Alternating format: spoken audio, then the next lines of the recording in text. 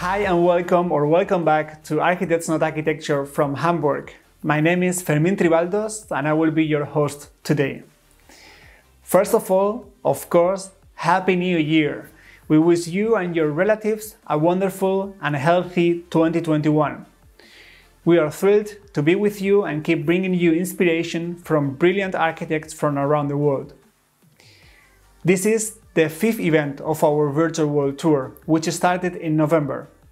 We have an exciting year ahead of us with many more destinations and speakers awaiting. Today we will take you to South Korea, where we will talk to In-cheurl and Byoung-soo live from Seoul. The next 2 stops will be Los Angeles with Tom Main and Michael Molson on January 20th, and Ukraine and Lithuania together on January 27th. If you haven't registered yet, you can visit our website to find more detailed information and register. And you can also watch the past virtual events on demand. Let me briefly introduce Architects Not Architecture, or AnA, to those of you who are joining us for the first time. At Architects Not Architecture, we do not focus on architectural projects, but on the individuals who designed and built them. We often know the projects and awards of renowned architects, but what we often miss out on are the people behind them. It is them and their unique personal history which influence how they work and what they create. So we try to bring to the stage what too often remains unseen. Today, our speakers will talk about their career paths, their influences, and the experiences that shaped them and made them become who they are today. And the main rule is, they are not allowed to talk about their own projects.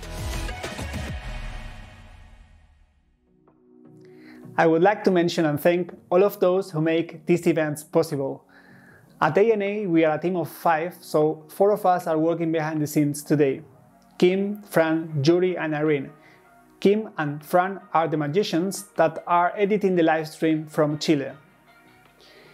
This event is kindly supported by Jung, Mosa, and Hefele. We have video messages from them. Let me start by passing the mic to Diana. What do people talk about when Jung and architecture are mentioned in the same sentence? It's about color, shape and style, about materiality, directions, taste and encounter. Since 2006, Jung has been providing a platform for an in-depth discussion of architectural themes and related social issues. Nationally and internationally, a contemporary form of professional exchange has established itself beyond the usual communication structures. The Jung Architecture Talks are not an expert-only format. This regular event program is synonymous with lively discussions about vibrant topics in architecture and with networking taking place in a pleasant atmosphere.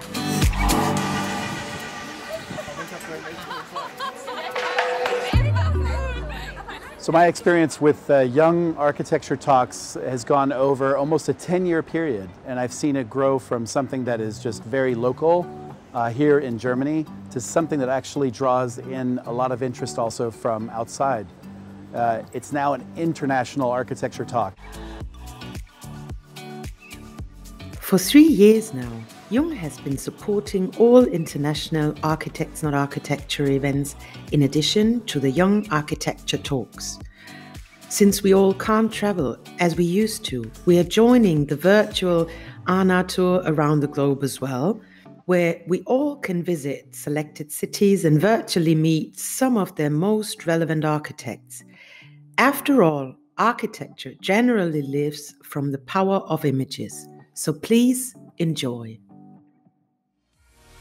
We would also like to mention our media partners: the Korean Institute of Architects, C3 Magazine, Space Magazine, Design Boom, and Arts Daily. Huge thanks go out to all of our partners for their trust in us and our work. Today we are welcoming our speakers, Kim In-cheurl and Byoung-soo, who will join us live from South Korea. Each of them will have 30 minutes on our virtual stage, 20 minutes to give a talk, followed by an up to 10-minute interview. After that, we will have a round of discussion and we look forward to your questions. So make sure you get ready and use the box on our website to send in your questions. You will find it on the right side when scrolling down. That's the plan for today. Before we start, let me pass the mic to our partner Stefan from Hefele. Hello, good afternoon. My name is Stefan Huber. I'm the Chief Executive of Hefele. Hefele, a company almost 100 years old, furniture fitting and architectural hardware with subsidiaries all over the world. More than 200,000 products, and one of our successful organizations is in South Korea, and I would like to have a look today at Hefele South Korea. Okay, today we talk about Hefele South Korea, and that we are the co-sponsor of the Architects Not Architecture Virtual World Tour in Seoul. We are very proud co-sponsor. Hefele Korea was founded 25 years ago in Seoul. So we have today around about 100 employees and a revenue of 30 million euro. We do business in furniture fittings and architectural hardware with our wide range of products available in the Korean market on request. So here just some references of our business. One of them, a very proud reference of the Hefele Group, the Lotte World Tower, which Hefele Korea did in 2016 and 17, where we supplied all the commercial hardware, the interior hardware, as well as the doors. So this is just one reference out of many, and we would like to give you just a few more impressions of our showroom here. So we wish it will be a successful event today. Thank you very much.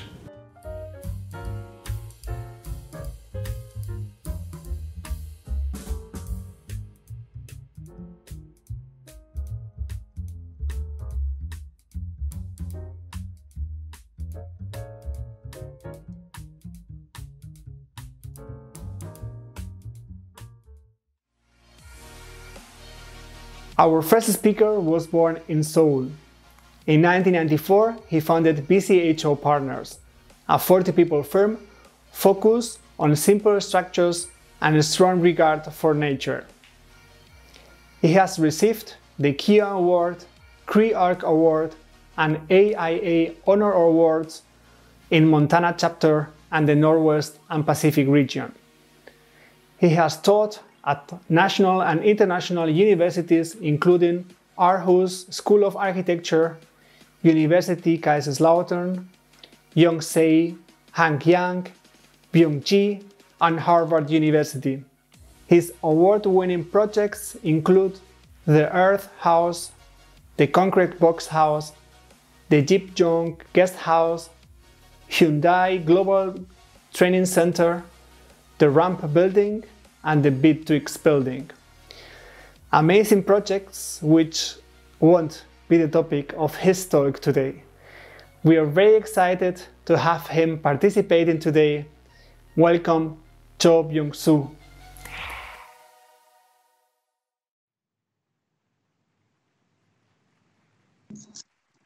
Hi, how are you?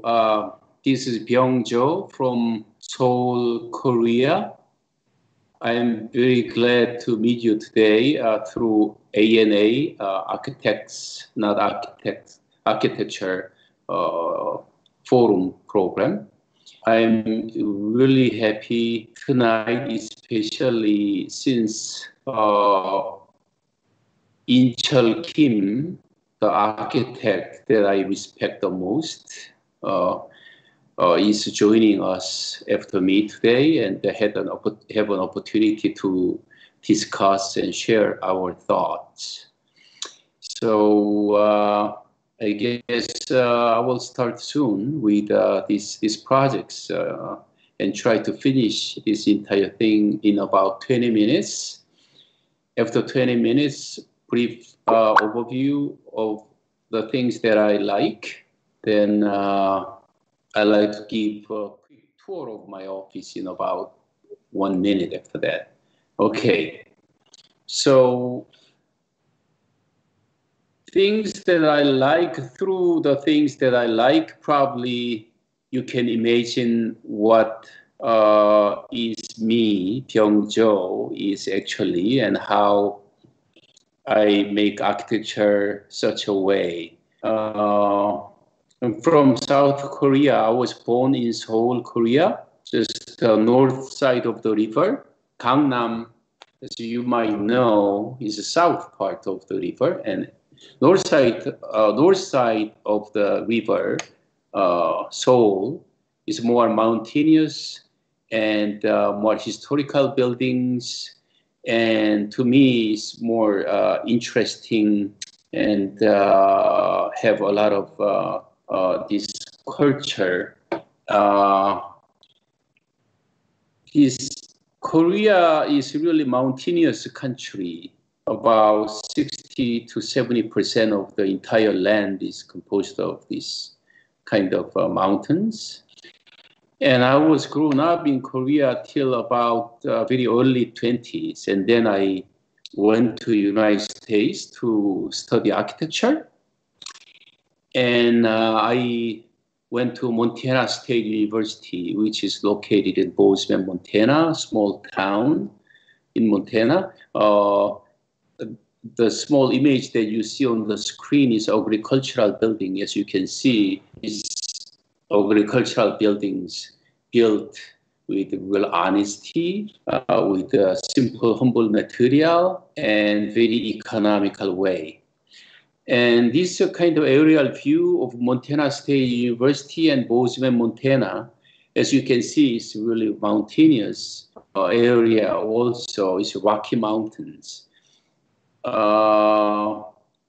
The university is full-size university, but relatively small. Now, a little over 10,000 students, and entire town's about 60,000 people. I spent here about 4 years in the college, and then I went there to teach in the university for about another 7 years, and I keep going and coming here. And so Bozeman is like my second hometown. And of course, I've been strongly influenced by not only Korean culture and architecture, but also wild Western American architecture, especially old agricultural buildings, industrial buildings, and very early stage concrete buildings. This is about 150 years old jail, prison in small town called Red Lodge, Montana. And you can see rough concrete and wooden window frames and doors, which was set before pouring the concrete. I like the way it's constructed and the way it looks. Very simple. And these are agricultural buildings and industrial buildings around Bozeman. This one actually is in Bozeman. And there are many barns. Unlike barns in eastern side of United States or England or Europe, if you go western side of US, you can see very simple, really efficiently built. You can see these small members of material, and with a really minimum amount of material, building maximum kind of volumes. So it looks very good in that way, and I really like this kind of agricultural buildings in their ways, and influenced my architecture, and I brought these to show students in US as well as in Korea. And these are the structures still remaining around the university that I spent for many years.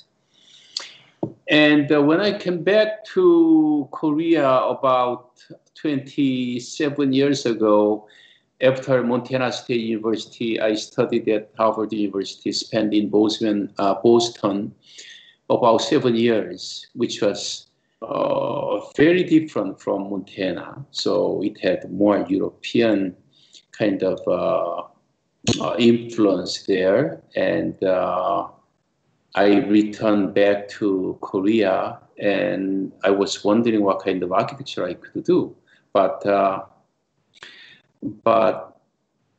what I found in Korea was kind of emptiness, the beauty of emptiness in Korea, Byum, or mak, kind of mundane, kind of roughly finished, unfinished kind of look. And I was fascinated by that kind of heritage of Korean culture and architecture. And I was fascinated. And this is one of the buildings I designed, the concrete box house. It has kind of void space. And I just fell in love with this kind of empty madang or courtyard space in Korean traditional architecture, and this reflects some of that qualities. The relationship to nature, since I really like nature, and when I was growing up in Korea, even though I was growing up in Seoul, I was growing up in edge of Seoul, still had more natural kind of environment kept well till then, 60s and 70s. And I could appreciate, and so when I started my architecture, I found myself really, I like nature, and always when I design, I think about nature and how to connect human experience to nature was a big thing in architecture. For example, sometimes I embedded the building underground, and I like poet Dong-ju Yoon, who died when he was only 27. It's a beautiful poem, and I read poems, I do ceremonies with poem readings and forums, and with my employees. This is a picture taken only a few months ago, at the end of last summer. We discuss about the quality of Korean culture, aspect of Byum and mak, which is like kind of unfinished kind of aesthetic of Korean culture, Korean art and architecture. And I often do talk and do exhibitions about it, and try to learn from past and try to learn from our contemporary cultures, but also what we do in our office, and we discuss and share these kind of ideas. And I'm pretty fortunate that my brother, one of my brother, is a builder. So he actually worked in my office, and he built a construction company, CNO construction company. And so we talk a lot about architecture, construction, material, methods, and all these things. And so that's kind of my background, and really quick review of my past life till about 10 years ago. A little over 10 years ago, I built my own house, and this is the house I live. I thought you might have interest to see my house quickly. So she's my wife. This picture taken about 13 years ago. And even though we live in downtown Seoul, we found the area with some trees and hills. There's better breeze and sunlight. And in the house, in one of the rooms, we made small, cozy Korea-style house with rice paper doors and windows, and we often sit down there together and closely in small space, have teas and sometimes take a nap and meditate. And Byoung, I'm sure it exists. Byoung, literally saying, you can say emptiness, that kind of exists in every culture, I think. But for example, Japanese emptiness is more like perfectly balanced, very well developed, very well defined. But Korean Byoung is more like before it's fully finished, it's just stopped and naturally left somewhat. Not easy to explain in short time, but I've been influenced a lot about it, and I've been influenced also a lot about Taoism.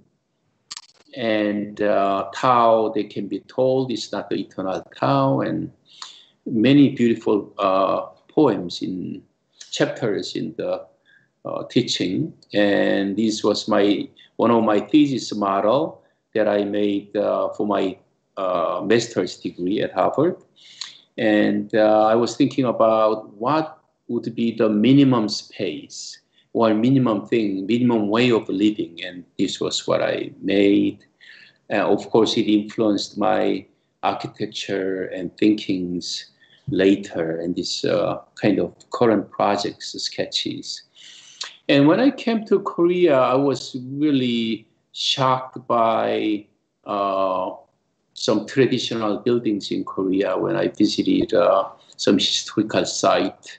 Famous Confucius teacher Yi Hwang lived in small room, and in the room there was small just coat hanger and few books and small table. That's all he owned in his life.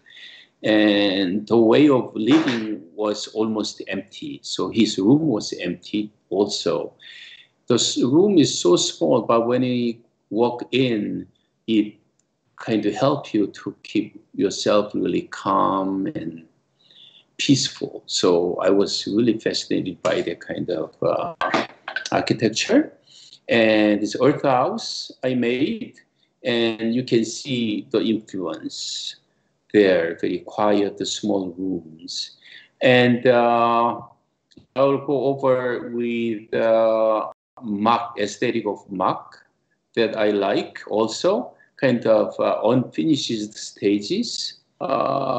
So it shows how it's made, how fast it's made. So it shows all the marks made by hand, making it so quickly. So, and this glaze also is not perfectly covered often, but naturally left like that. So it's not totally symmetrical. Sometimes it's a little bit tilted, twisted, but it has its own natural beauty that I named it Mach. Mach means spontaneously made, something like that. And this is a small garden I like. And this Helen Bennett's photograph, English photographer. And this book is going to come out in March. And I got these images from Amazon. And she has been in Korea a very short period of time, but she caught that beauty of these spontaneously made materials and architecture and kind of roughness, kind of unfinished, kind of aesthetic, but really pure, humble, really limited color use in architecture, and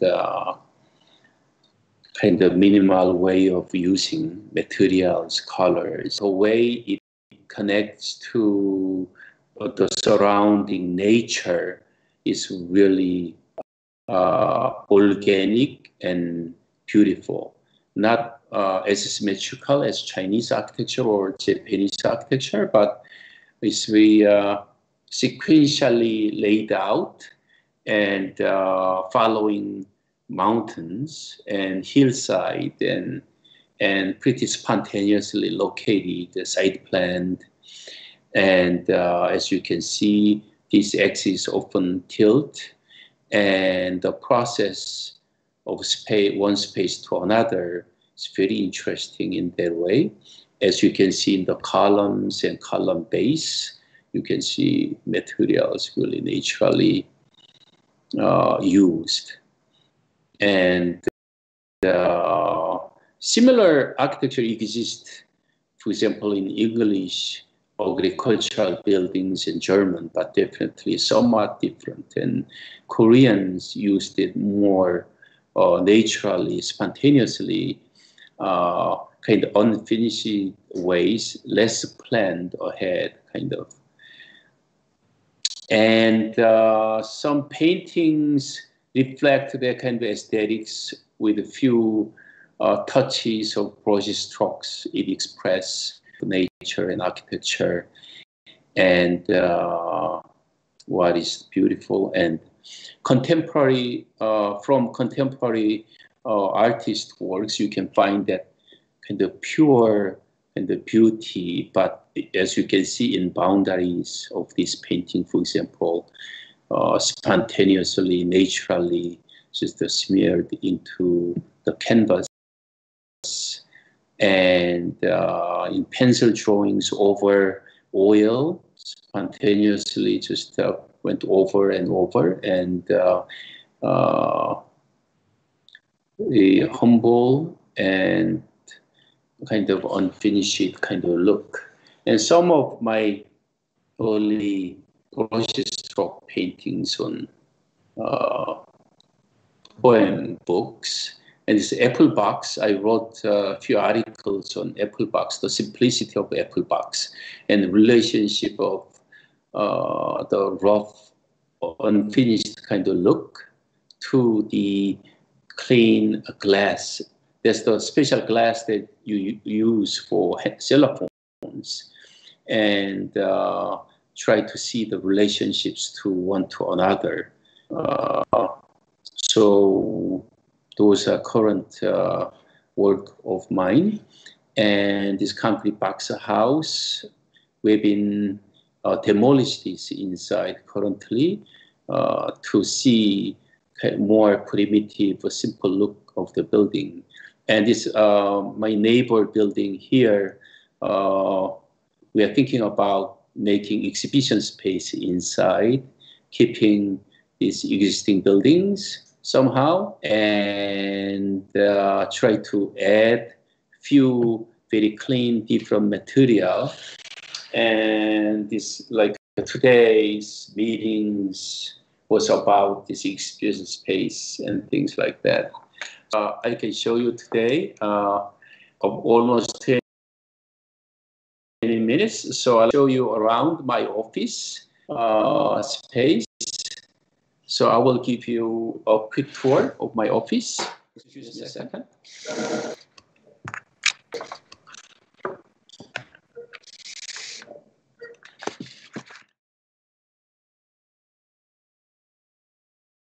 Okay, I hope you can see well my office where I was sitting and where I'm paintings and sketches, trying to get some inspirations for architecture. And these are some of my early works and student works. I was always curious about nature, life and death, and monoprint types and skulls. And this is my favorite desk. I'm sitting and looking out. Oh, it's snowing a little bit. Ist noch da? Okay. I see. I wonder if you can see the snow a little bit, but there's mountain and the context neighbors. Okay, so that is about quick tour some apple boxes and some sketches on the wall. And my wife sitting next to me. Okay. That's about the tour. I hope you liked it. I hope, and that's all the presentation I give you today. Yeah. Thank you, Joe. Thank you a lot for your presentation and also for the tour. It was very funny to see your wife. So greetings from our team, please. Thank you. Yeah. You mentioned in your talk, first of all, of course, I think you say that in your early 20s you went to USA, but you also have experience teaching in other countries like Germany. Mm-hmm. How has studying and teaching in other countries influenced the way you design? Well, actually, yes, I taught in different countries. I taught in Germany, United States, Denmark, of course in Korea. I learned different things from different culture. I think I learned more from culture than architecture itself. Germany, I learned they really have great respect to nature. And I was really fascinated by that. But also, at the same time, I find people like very precise way of making and precisely planned ahead. And compared to United States or Denmark, sometimes less flexible, but very accurate and permanent, which I learned a lot from, but I thought that is not going to be the way I'm making architecture, because that sometimes a little bit too much time consuming or material taking, labor taking. I had more interest in more sustainable way of making architecture and way of using. So from different culture, I think I learned different things. It will be very interesting. Maybe this is a topic for the roundtable discussion with Kim to talk about what we can learn from Korean culture for other countries, as since our audience is international today. You have mentioned during your talk the topic emptiness, and I have seen an interview where you say that beauty is a result of emptiness, and that is possible to see it. It is possible to see it only when we empty ourselves. What do you mean by that? Can you explain that a little bit? For example, I showed you Yi Huang's, one of the Confucius teachers who lived about 500 years ago. The room is so simple and not much furniture even there. And he didn't own many things. So he was kind of an empty person. So he could appreciate that room, and he can just possess nothing, but so he could concentrate reading books and meditate and appreciate the emptiness that way. So when I design some buildings, I talk to my clients, and of course they own a lot of things today, contemporary livings, everybody does, but I try to talk to them, what they want and how we can live. And when I show different ways of living with much simple and less, often I find my clients really appreciate it and enjoy it. And that's the thing I mean, I guess.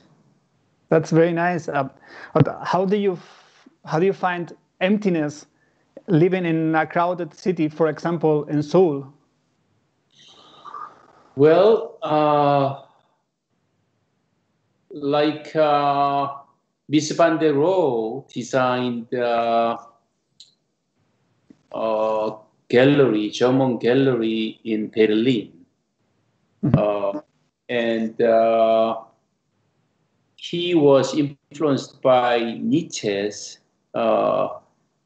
Friedrich Nietzsche's, philosopher Nietzsche's.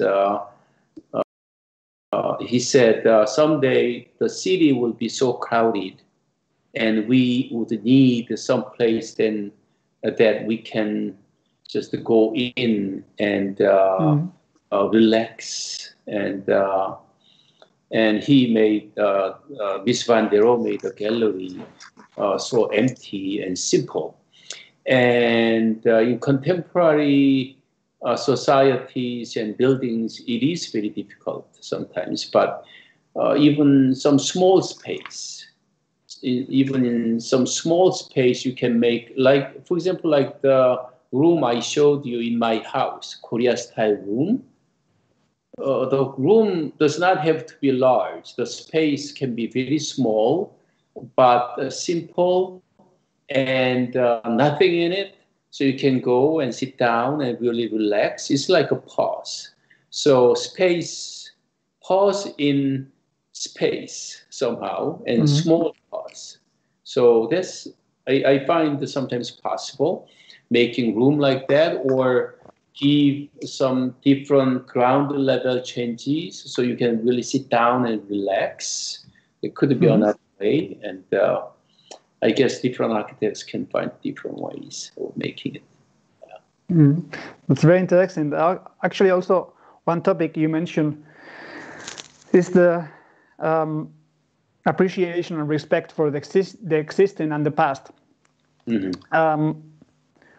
Where is this deep appreciation for the past is coming?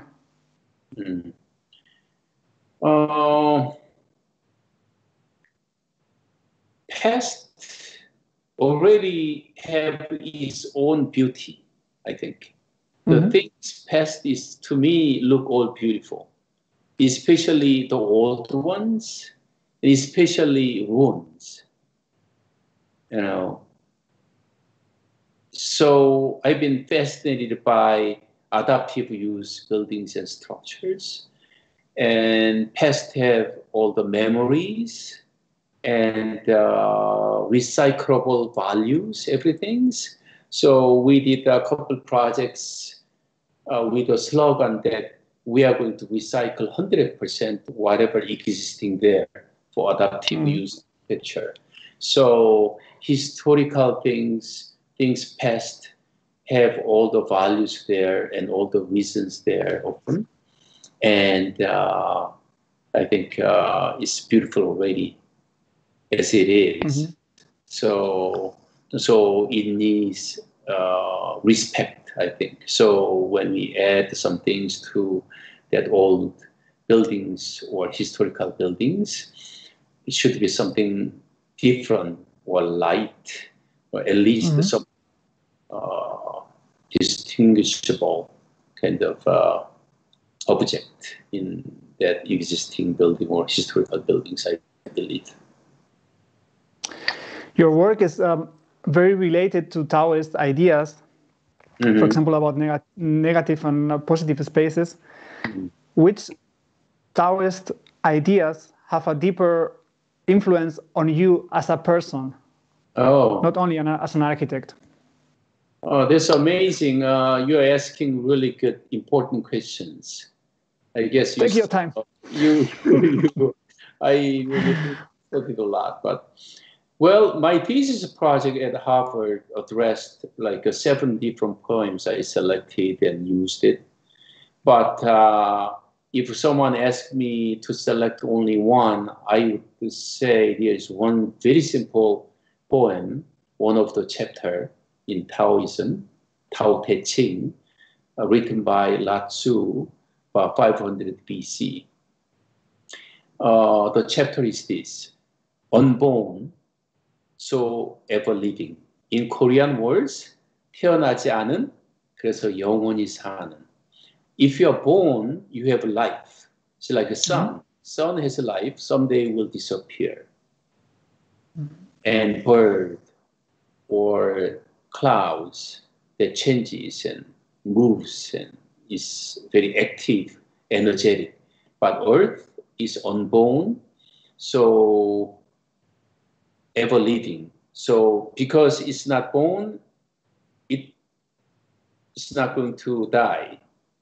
But it birth things, still it birth things. But even though it is not born by itself, so negative, the earth is stronger than active things. Maybe that's the reason I like earth. It's really simple, quiet. I like mountains. I like ocean views, beautiful skies, beautiful watercolor. But I really like the ocean at night, dark ocean that you barely see the horizon. This, to me, is very beautiful. So, unborn, ever living is one of the poems in Tao Te Ching. That is really nice, and also really nice closing words for the interview. Okay. I would like to say thank you for your talk and for this interview. We will talk later during the roundtable discussion. Now we are going to introduce Kim. Thank you, Cho. Thank you for your time. See you later. Thank you. See you soon. Yeah. Before we start with our second speaker, let me pass the mic to our partner, Nico, from MOSA.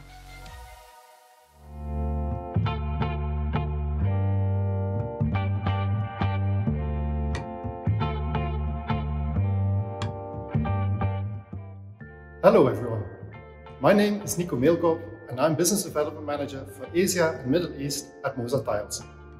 Unfortunately, I'm not speaking to you from a nice venue in Korea, but I'm standing here in a MOSA design studio in Maastricht in the Netherlands. Perhaps you've never heard of MOSA, but I can assure you we're not new. We have been producing tiles for floors, walls and facades for more than 135 years. But as an introduction to MOSA, I would like to show you the following video.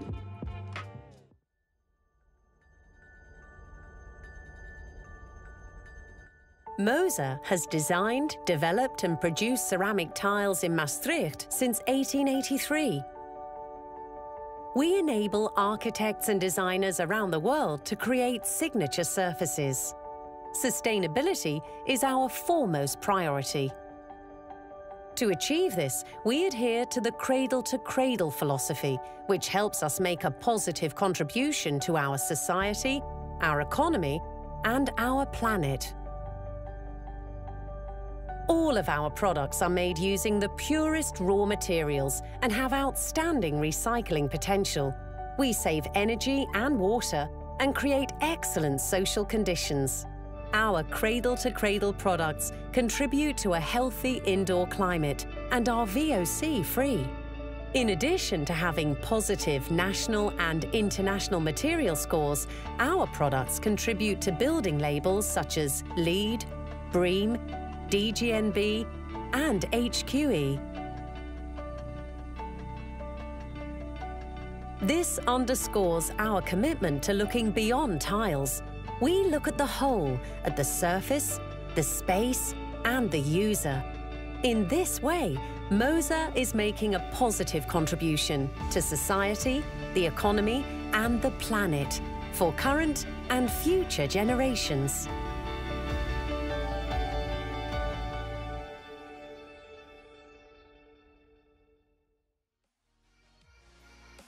Our second speaker was born in Jinhae.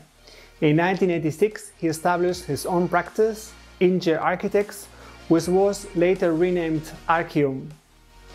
He's a national legend and an important figure in Korean architecture for several generations. He has worked as a professor at Yunnan University, was member of the Presidential Commission on Architecture Policy, and currently holds the position of city architect for the Busan metropolitan area.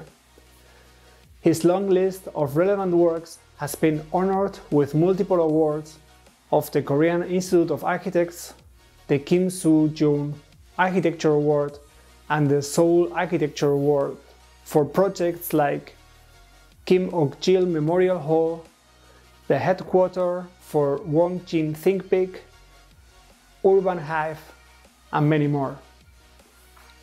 As he doesn't speak English, we recorded his talk a few days ago so that you can enjoy it with an English voiceover.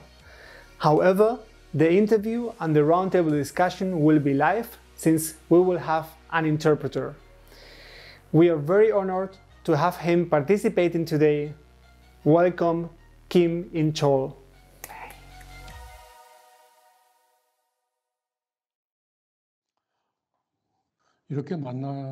Hi, it's very nice to meet you here. I am the Korean architect Kim In-cheurl. Today, to tell my life story, I wish to start in a fun and a very light way. In order to understand Korean architecture and its architect, there should be some background info. So, I am gonna start with something very important to me. The picture you see on the screen, pictures at left, shows the city of Seoul 10 years prior to my birth. The picture on the right shows the city of Seoul 10 years afterwards, where it was devastated by Korean War.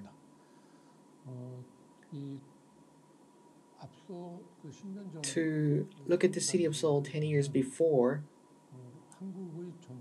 we can see Korean traditional architectures coexist with the Western ones. At the time, the Western architectures, they came via Japan. So Korea became aware of the modern architectures very little by little. And that didn't work out very well because we experienced catastrophic Korean War that destroyed all the cities and its buildings. Architecture is said to be the proof that expresses the era, and when it comes to recovery from Korean War, we never had a chance to learn modern architectures in order. We had to build in quantity rather than quality when it's needed. I think this might be the Korean modernism that makes Korean architecture. For your easy understanding, we'll compare by this chart. The purple is the history of Western architecture development, and underneath, the green is the flow of Korean history. Green is thought to be the traditional era, and when it closes to 2000, it is the time when we begin our modern architectures. Nearly at very last, the time when Korea was established, and my age, they come very similar. So to view in this way, it is right to say history of Korean modern architecture that comes along with my architectural life. I was born in the city of Seoul. Soon, I moved to the southern port city of Jinhae, and I grew up there. The place I lived was Japanese style of wooden 2 stories building. In this space, I studied and I lived. All those kind of things later to me became very helpful to get the sense of space. I'm quite sure that they became my architectural DNA. Important thing is that personally I was not able to know our traditions at very first. What I experienced at first was other countries' cultures. Then later, I was able to come back to my own tradition. Through architecture, to find out more how images of cities, spaces, locations, and many other things were shaped, will play very important role. When I went to high school in Busan, the unique thing was there was a round-shaped building at the time. Classrooms were fan-shaped. It was very unstructured. At the time, I was not really interested in architectures. Although I never felt it directly, it was very helpful to be more flexible and be able to get rid of all the stereotypes on spaces and structures.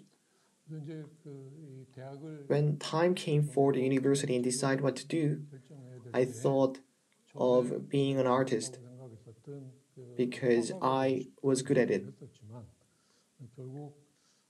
At the end, my families were against it. They wanted me to have a stable job, so I quit art and selected architecture. One of my other friends at school said to me, architecture was constructing a masterpiece on land.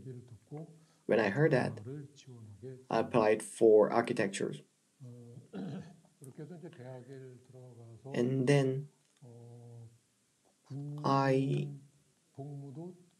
completed military service. Then I had 7 years to study architecture. A few years later, I graduated. And in my university time, the significant memory that stays in my mind when studying architecture was the year back in 1965 when I first entered university. I recall the time then.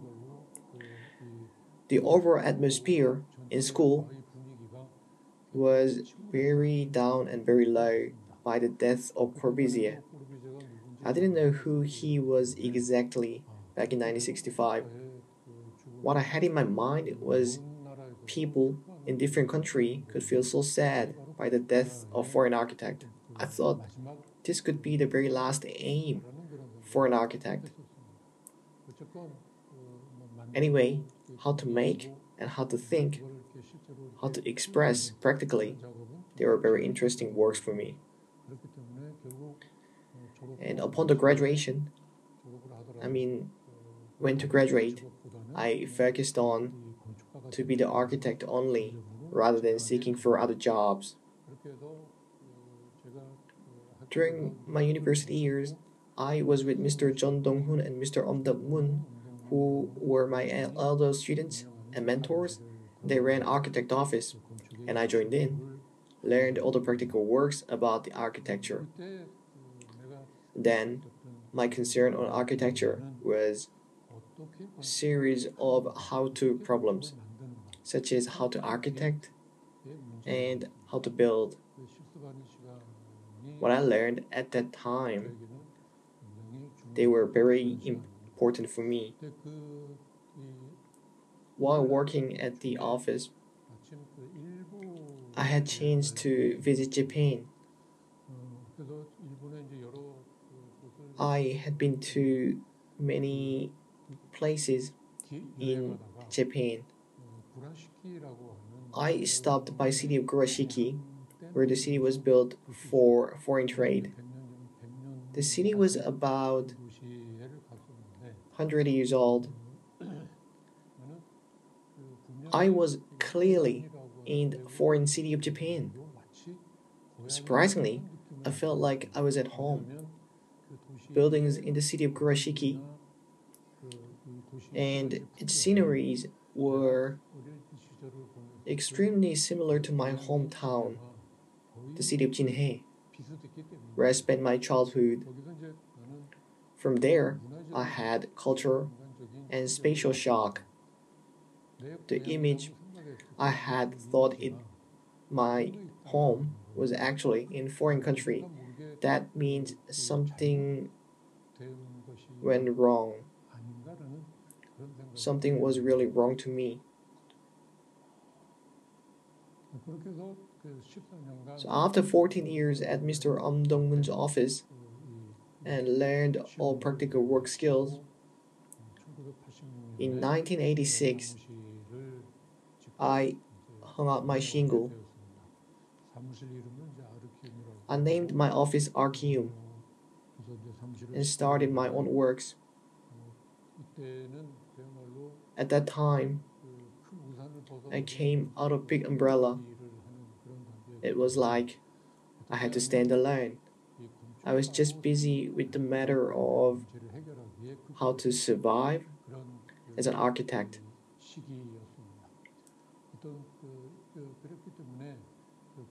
So, the shock I had in the city of Kurashiki, I put them aside for a while. And I was really worried about to survive as an architect and what service to provide. They were in my mind.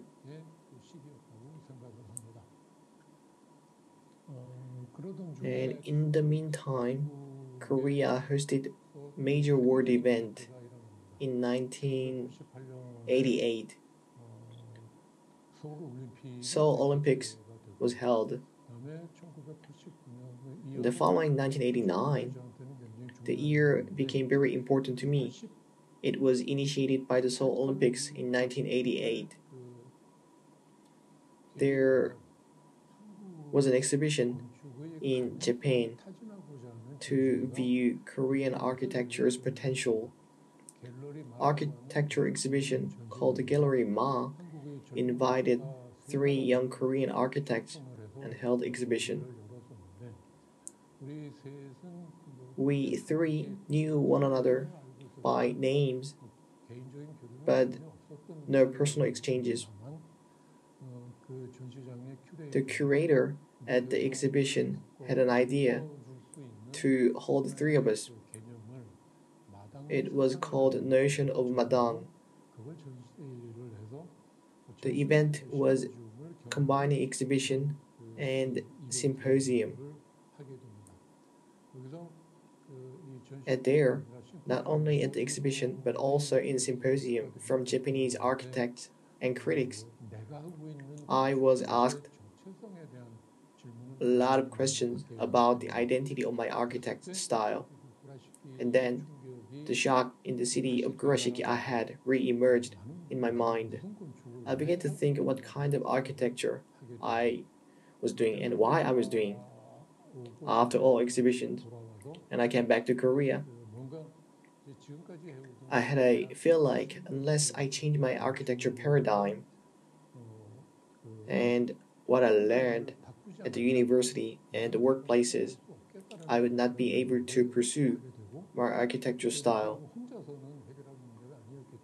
This could not be done by me alone, so I formed a group of friends who shared the same idea with me. On 3rd of April, we were like people in 30s and 40s, so we named 4-3 group. What we did was we revised our traditions and history of modern architectures we knew, and it's supporting architectural theories from the scratch. Though we learned at the university, but we revised. To revise and go through what we did again, it was like a study group. We helped one another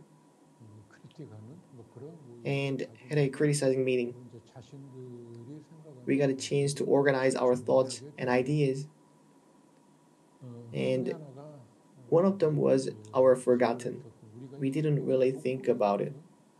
It was our traditional architecture. We went on to explore them. Here in the picture, we were guided by scholars who majored traditional architectures for over like 1 night and 2 days. When the night came, I remember we didn't sleep a wink because we discussed fiercely what we saw in the morning and what we will see the next day. Not only for this, and we cannot leave out this one. We traveled to find Western architectures, which were the origin of modern architectures. So twice a year, some of us were professors and we all lectured at the universities. So we used our vacation time, travel to Europe to know more about its architectures.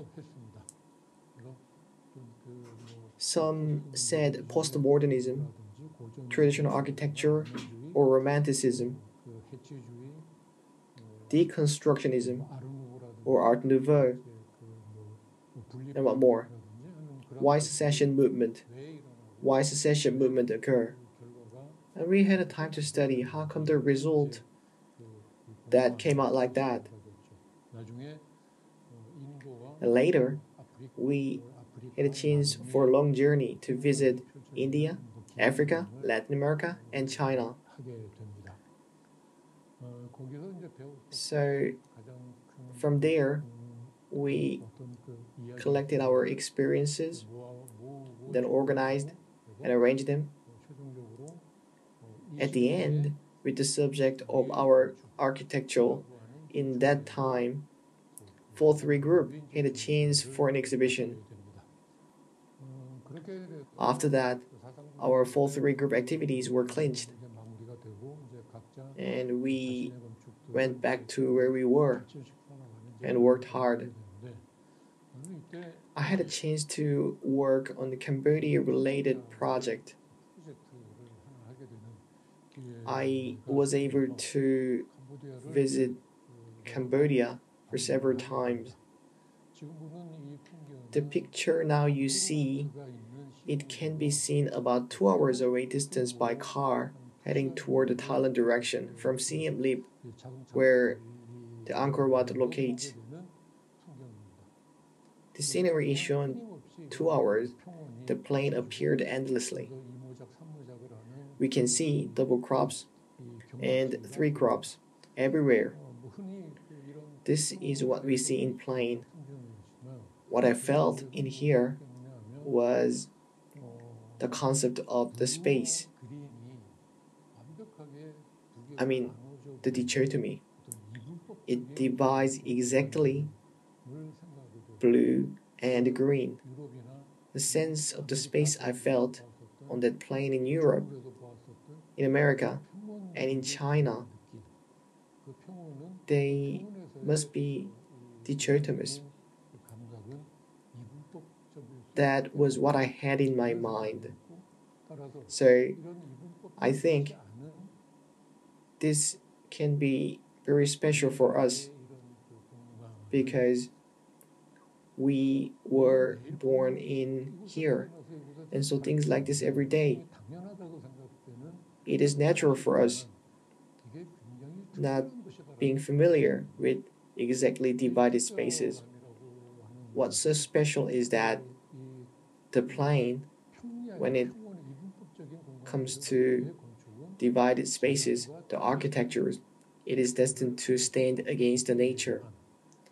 Our traditional architecture method that harmonizes with the nature, it is not really a form or a shape.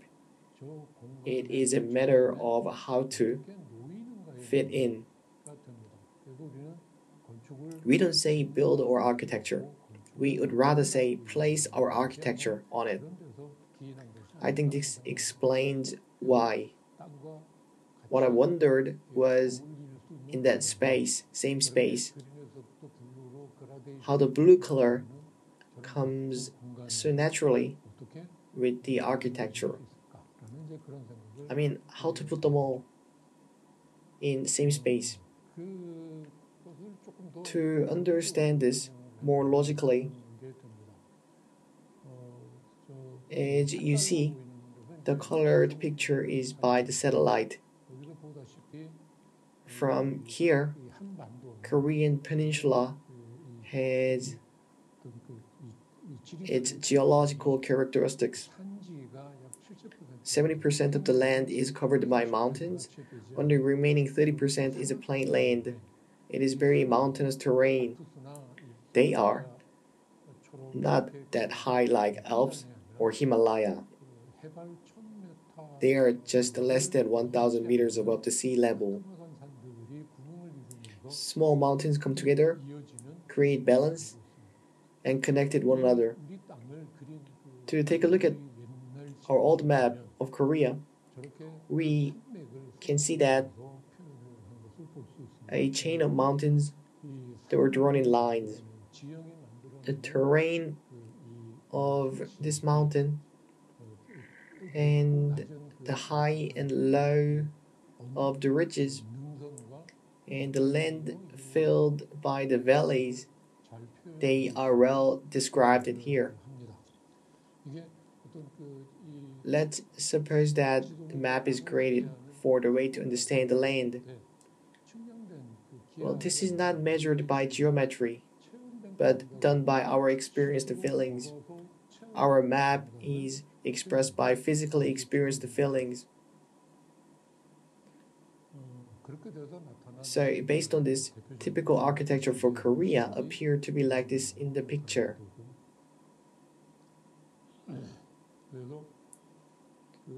So, as I said before, I have been concerning that how to translate the way to create scenery and positioning of the architecture, all of those kind of things by the modern architecture.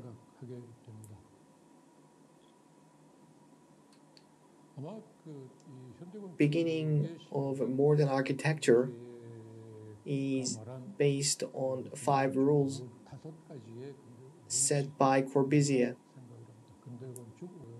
To see the picture on the right shows Korea's typical traditional wooden structure. It sets pillars and protection structures and places roof on it. I think creating space by a partition wall inside and its architectural theories are very similar with what Domino says about the principles of modern architecture. From the 5 rules above, only roof garden is not mentioned. Other 4 rules are basically the same. Pilotis next to horizontally long window and a very light wall. Things like that were already done by our architecture. So I'm trying to call it aged modernism. I mean retro modernism. In order to do that, all I could do, our tradition, based on our tradition, how the modern architecture should define itself, that must be concerned. My favorite, the traditional architecture, the one I like the most, is now you see on the screen. That shape. This is school in our traditional times, and its name is Byoung-soo. Due to Hallyu, the Korean wave, it must have been introduced. And I think some of you may notice this. I wish to call this openness. It is openness because it is opened. Although this space is not very large, we can never limit the size. This creates a sense of space like that, It is not like artificially created. It just open it and create it more. It doesn't have to be traditional method. It doesn't have to be traditional architecture. Our modern architecture can do things like that and have a potential to do this. So we could create our architectures. So rather than me being a Korean architect and do something great, but as a one of Korean architects, what I aim to make my architecture, I wish to recreate by the modern feelings. So probably if I had a chance to introduce all of my past works, I want that chance to be able to show my architectural tries to all of you. Well, this is it. So thank you. Thank you.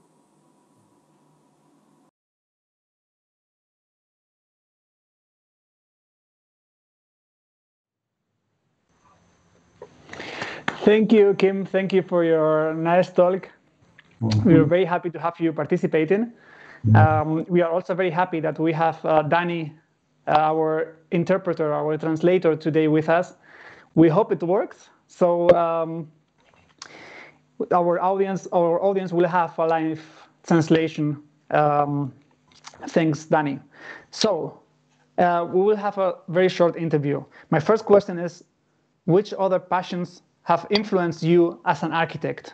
Actually, you thought of becoming an artist and you decided to be an architect. Which other passions have influenced you as an architect?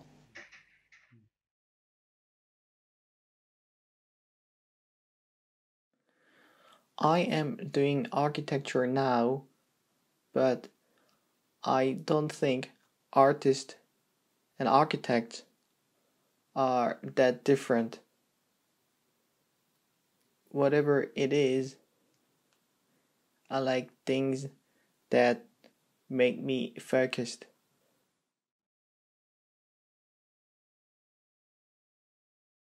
I like seeking for something fun, and I like imagining freely.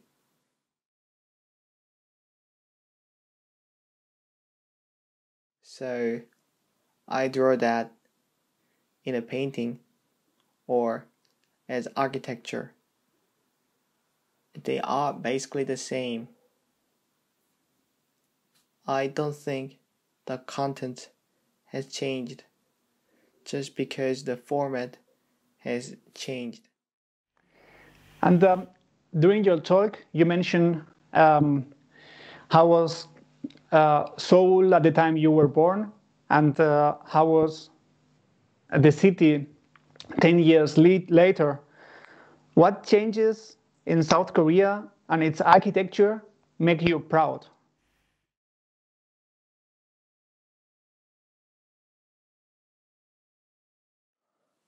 From what Mr. Byoung-soo said earlier, there is a little generation gap between Mr. Cho and me. If I am a senior,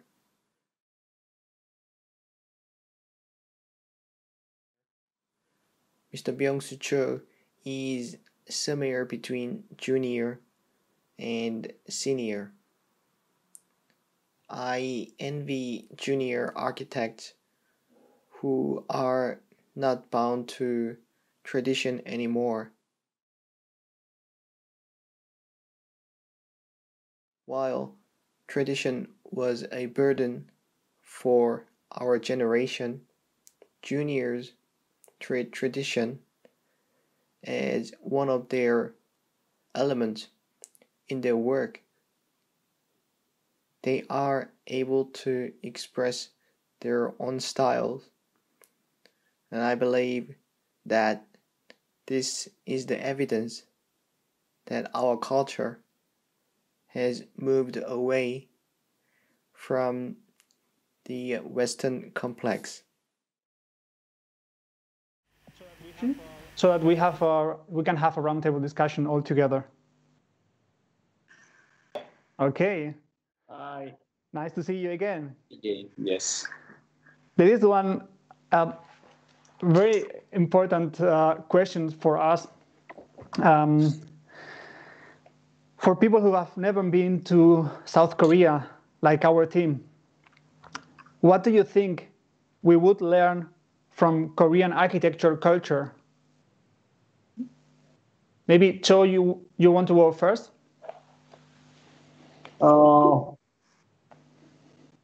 Definitely, if you are looking for something from traditional Korean architecture, maybe I would say sustainability found through horizontality. Traditional architecture in Korea is always one-story buildings, so plan was always important. Site plan. Architectural forms were not as important, but the plan, site plan, how you deal with the landscape, not only the immediate surroundings, but also the mountains far away. You just make architecture with all the backgrounds of all surroundings, like 10 kilometers, sometimes 100 kilometers away mountains. So try to find energies through these mountains. And so it would be the best thing for young people from Western countries, I guess. And Kim, what do you think we can learn from Korean architecture culture?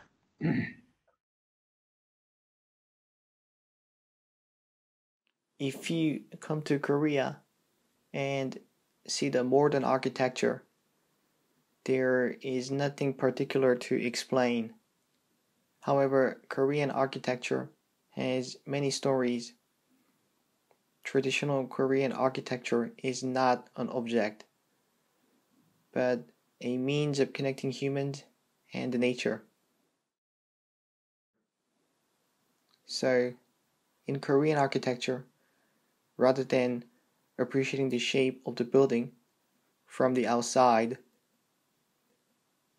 you appreciate and view it from the inside looking out. So you feel the relationship with the nature through the building. That's nice. So what do you mentioned before what you learned not only from the architecture but from the culture? What do you think, like for example, Germans or the Americans can learn from the Korean culture? Well, I thought always there is more similarities between Korean traditional and architecture or social kind of attitude and the American agricultural heritage with really diligently working, humble way of using materials and livings. And I find some similarities definitely, but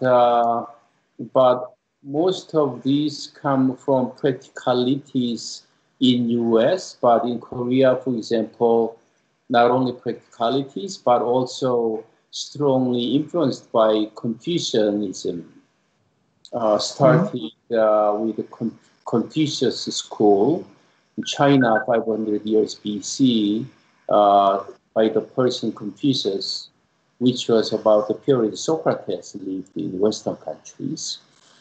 And in Confucius teachings, one of the important teachings is, for example, like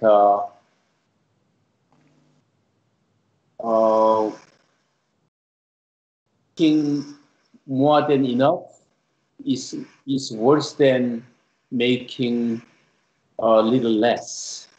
So that's the kind of philosophy that strongly influenced the Korean culture last about 600 years, I believe. Mm. And German, I lived in Germany only 1 year, and I went to school in Switzerland 1 semester. But as I said earlier, like a precise, very accurate kind of way of making, and making things more permanently really different than in Korean ways, living with the nature and flowing with the nature, and architecture also flow with the nature. And as most of things in nature, architecture is not supposed to be permanent, but as one that changes and adapts to nature. So each culture definitely just guides architecture in different directions. It's very nice to have you both participating and having the opportunity to get to know what has influenced you.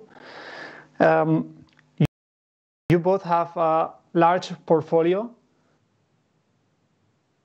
What do you have a question here for both of you? What do you consider your biggest achievement after decades of practicing architecture? Maybe Kim, you want to go first with this question?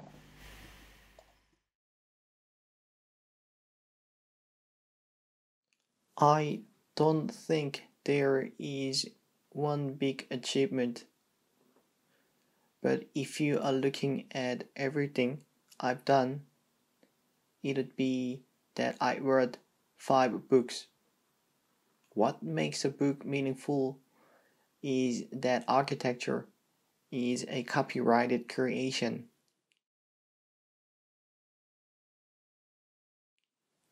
But the architect's idea is only valid for a while because it is a building in which people live and which they use every day. As time goes by, it is difficult to maintain its origin. I've experienced the changes of landlord and have seen my design being demolished. In the end, I have no choice but to keep a record of the thoughts I had while designing in a book. Writing 5 books was very meaningful work to me.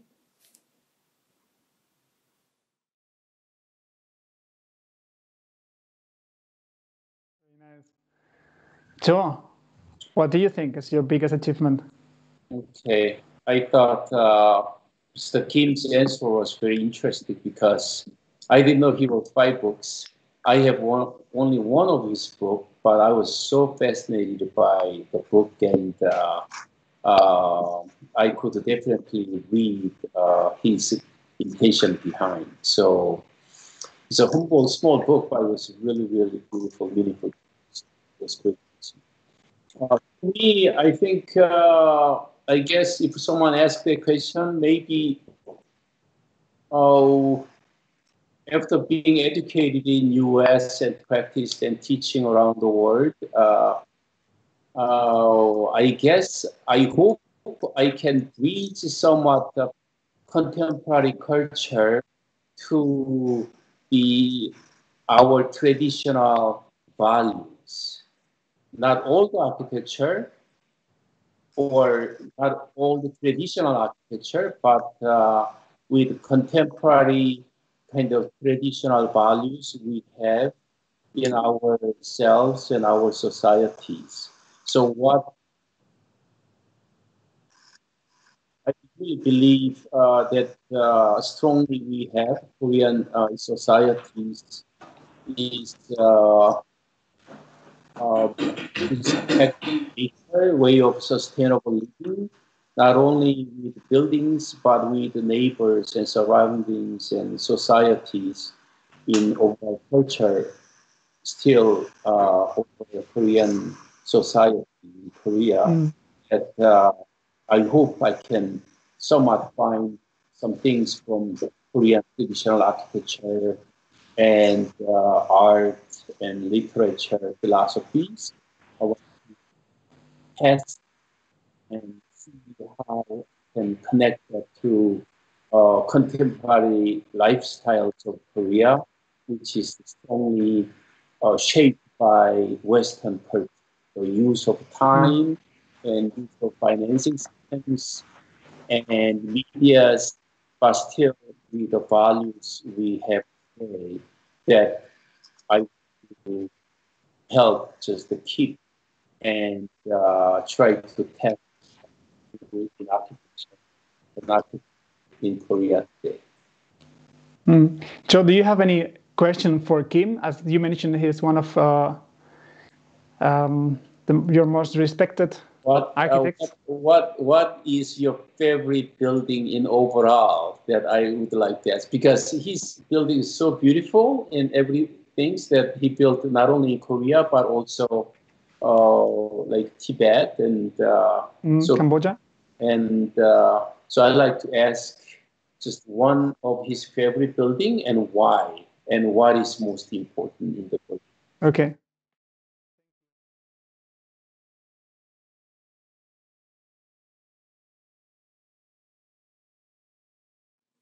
I designed more than 100 buildings, and the most memorable of them is the FM station called Himalayas, built in the Himalayas. The reason I like it is that I was able to complete my architecture using the materials available in the Himalayas and the techniques the native people there had. That's why it is a memorable work. It is a project completed by going up and down a plateau of 3,000 meters above the sea level, like Indiana Jones.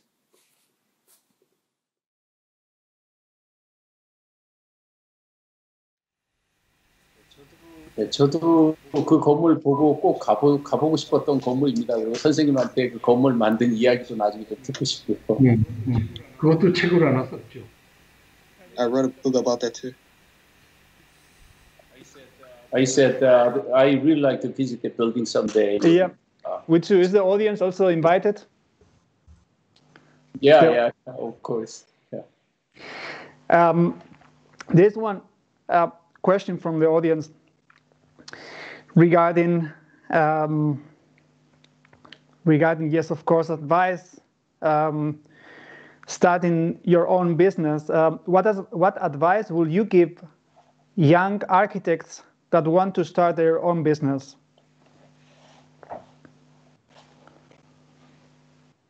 So maybe you want to go first with a short answer? Okay. When I was young and when I was ready to open my practice, I read a small essay written by Frank Gehry's book. So don't complain about the size of the projects or budget of the projects. Whatever you get, like someone's garage door is a fantastic project. So start with it and just do your best. And if you can afford it, try to experiment with it. That's my advice. That's a nice advice. Thank you. Yeah. Kim, what will be your advice? I want to tell the story that my seniors told me they said that if you last for 3 years, you can maintain your business.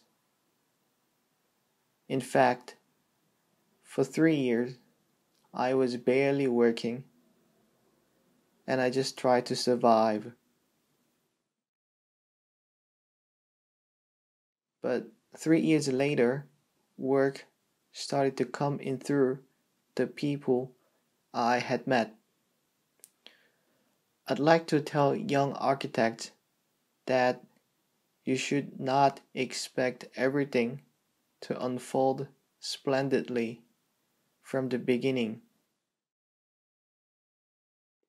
but that in the beginning you should remain low and try to find a way not to disappear.